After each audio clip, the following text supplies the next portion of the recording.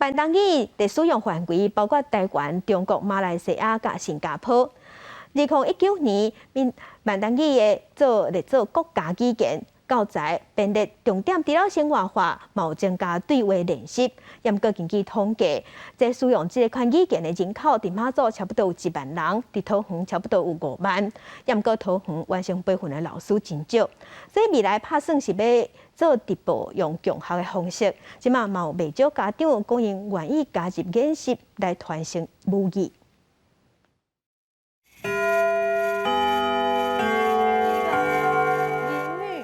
又到过马祖东基国小的头一节课，目东语马友华。老翁翁，来哦，来哦。一礼拜一节的母语课，老师对学生1对1，是福利，嘛是挑战。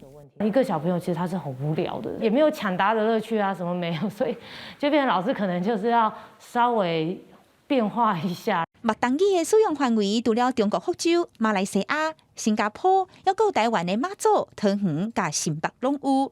台湾伫咧2019年甲伊列做国家语言，2022年9月开始正式列入国中、高中本土语言课。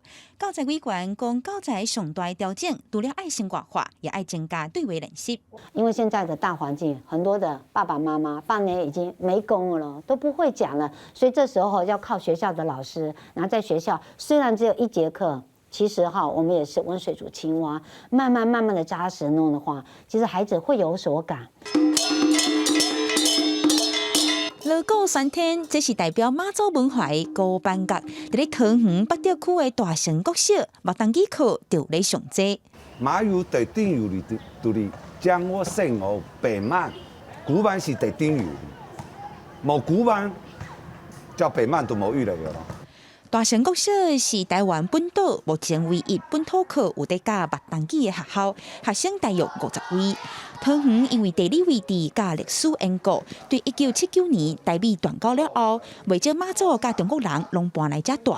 根据桃园市政府的统计，使用目东语的人口，桃园占上多，有5万人；马祖占1万。